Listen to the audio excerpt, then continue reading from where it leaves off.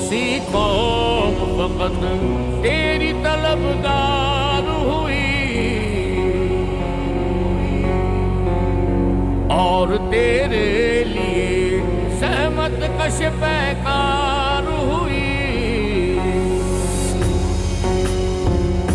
किसकी शमशीर जहांगीर जहांदार हुई,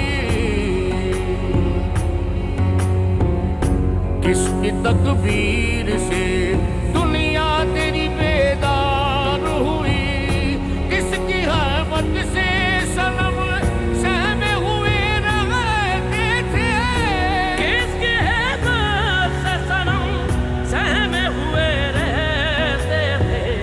मुंह के बल गिर के, मुंह के बल गिर के वो